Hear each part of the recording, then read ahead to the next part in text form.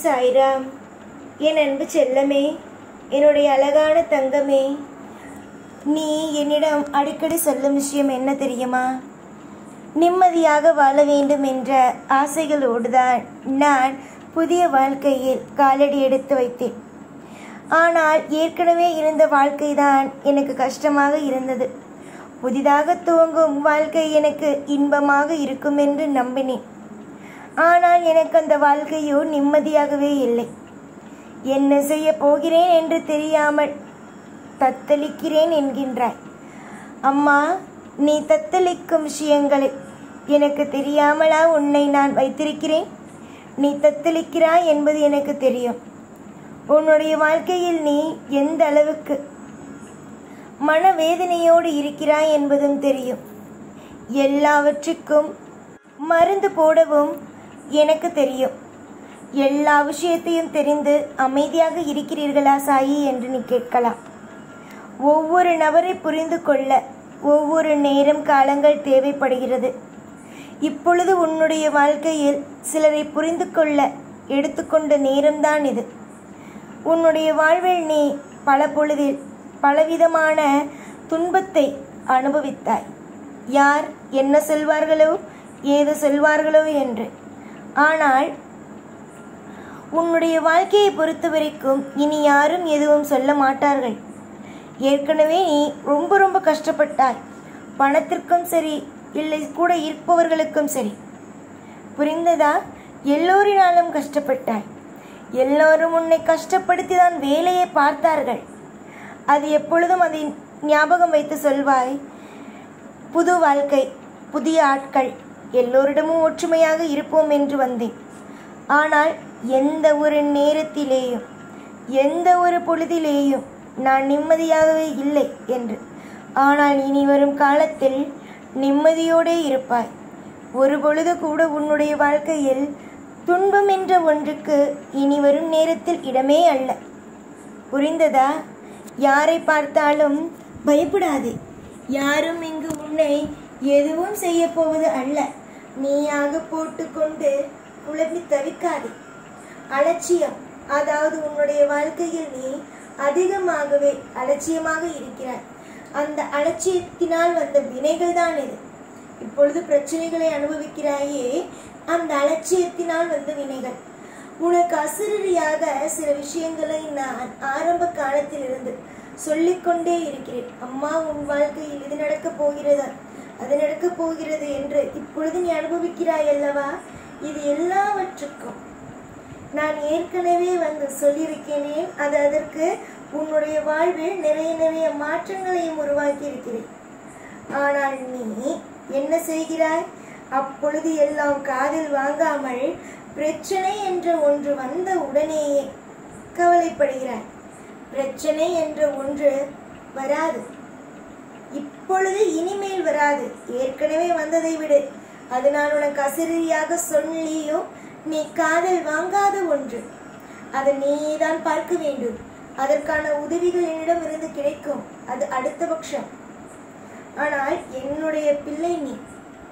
உன்னுடைய வாழ்வில் இன்பங்கள், உன்னுடைய வாழ்வில் அனைத்து விதமான மாற்றங்களையும் அள்ளி நான் கொடுப்பேன். ஏற்கனவே நீ உன் வாழ்வில் பல போராட்டங்களை சந்தித்தும் அசிரியாக நான் சொல்வதை கேட்காமலும் நீ இன்னும் கவலை, இன்னும் அலட்சியமாக இருக்கிறாய் என்றால் நீ எவ்வளவு பெரிய தைரியமானவன். ஆனால் வெளியில் போய் சொல்வார், நான் தைரியமே இல்லாதவள் என்று. தெய்வம் வந்து சொன்னால் கூட காதில் வாங்காதவள் தானே நீ. முதலில் ஒன்று நன்றாக புரிந்து கொள்ளுங்கள். உங்களுடைய வாழ்க்கையின் மீதும் உங்களின் மீதும் எனக்கு அதிக அக்கறை உண்டு. உங்களுடைய வாழ்க்கையை என்னுடைய கையில் ஒப்படைத்துள்ளீர்கள். ஒவ்வொரு பொழுதும் நீ என்னிடம் கேட்பது, நான் உன்னுடன் தானே இருக்கிறேன். எப்பொழுதும் நீ என்னை எப்பொழுதும் பார்த்து கேட்பது, என்னை நீ பார்க்கிறாய் அல்லவா? நான் எப்பொழுதும் உன்னோடு தான் இருக்கிறேன். எங்கு போனாலும் சரி, உன்னை வணங்கி விட்டுத்தான் போகிறேன் என்பார். ஆனால் அதுவே நான் கேட்கிறேன். நீ என்னை வணங்குவாய், ஆனால் நான் சொன்னதை கேட்பாயா? எனக்கு இப்பொழுது கோபமும் மனவேதனையும் இருக்கிறது. அதனால்தான் நான் இவ்வளவு தூரம் உன்னிடம் கடுமையாக பேசுகிறேன். முதலில் எல்லா விஷயத்திலேயும் அமைதி கொள். அமைதி இல்லாமல் இங்கு எதுவும் நடக்காது. அமைதி என்பது தேவை. ஒரு மனிதனுக்கு அமைதி என்ற ஒன்று தேவை. அந்த அமைதி மட்டும் இல்லை என்றால் வாழ்க்கையில் உன்னால் எதுவும் செய்ய இயலாது. முதலில் அமைதியை வைத்துக் கொள்ளுங்கள். அலட்சியத்தை எப்பொழுதும் விட்டு விடுங்கள். காலம் உங்களுக்கு நல்ல வழியையே காட்டும். அதை விட்டுவிட்டு அலட்சியத்தையும் வைத்துக் கொள்வீர்கள். தெய்வம் என்ன சொல்கிறது என்பதையும் கேட்க மாட்டீர்கள். ஆனால் உங்களுக்கு தெய்வமோ நல்ல வழியை காட்ட வேண்டும்.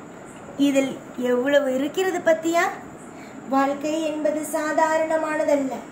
நீ எப்பொழுது உன்னுடைய வாழ்க்கையை புதிதாக ஒரு வாழ்க்கைக்குள் வந்தாயோ அப்பொழுது நீ சுதாரித்திருக்க வேண்டும். இனிமேல் தான் நாம் சுயமாக அனைத்து விஷயத்தையும் செய்ய போகிறோம். சற்று அலட்சியமே இல்லாமல் இருக்க வேண்டும் என்று. ஆனால் அலட்சியமாக இருந்தாய். எப்பொழுதும் உன்னுடைய வாழ்வில் நீ பதட்டமாக இருந்தாய். உன்னுடைய பதட்டங்கள், உன்னுடைய அலட்சியங்கள் அனைத்தையும் விடு. உன்னுடைய வாழ்வில் இன்பங்கள், சுவாரஸ்யமான அற்புதமான விஷயங்கள் எல்லாவற்றையும் நானோ நடத்தி தருகிறேன். ஏற்கனவே நீ கொண்ட அத்தனை விதமான காயங்களையும் நான் இந்த சாய் உன்னை மறக்க வைக்கும் அளவுக்கு நல்லதை செய்து கொடுக்கிறேன். ஆனால் சாய் சொல்வதை கேட்டு நல்வழியாக நடத்தும் உன் வாழ்க்கையை நடத்தும் வழிகளை பார். இதற்கு மேல் அலட்சியமோ தேவை அல்ல. அதே நேரம் குழப்பமோ தேவை அல்ல. என்ன தேவை? உன்னுடைய வாழ்வில் இன்பமும் மன திருப்தியும் தேவை. அந்த இன்பமும் மன திருப்தியும் உன் வாழ்வில் கிடைக்க நான் எல்லா முயற்சிகளையும் எடுத்து உன் வாழ்க்கையில் ஒரு தெளிவான விஷயத்தை கொண்டு வந்து சேர்ப்பேன். என்னிடம் ஒப்படைத்த வாழ்க்கை என்றும் வீண் போனதாக ஒரு இடத்தில் கூட சரித்திரம் அல்ல. என்னிடம் கொடுத்த வாழ்க்கை சாய்தான் எல்லாம் என்று கொடுத்த வாழ்க்கை அவரவர்களுக்கு பொக்கிஷமாக தான் திரும்ப கிடைத்திருக்கிறதே தவிர கஷ்டமாக கிடைத்தது அல்ல. புரிந்ததா? அதனால் என்னிடம் கொடுத்து விட்டேனே, வாழ்க்கை என்ன ஆகும், என்ன நிலைமைக்கு வருவோம் என்று நினைத்து குழம்ப வேண்டிய அவசியம் இனி உன் வாழ்க்கையில் இருக்காது என்று நான் நம்புகிறேன். தெரிந்து நடந்து கொள். உன்னை சுற்றி இருக்கும் அத்தனை விஷயத்தையும் புரிந்து நடந்து கொள். எல்லாமே உனக்கு திருப்தியாக அமையும். எப்பொழுதும் உன் கூடவே இருப்பேன். இந்த சாய்நாள். ஓம் சாய்ராம்.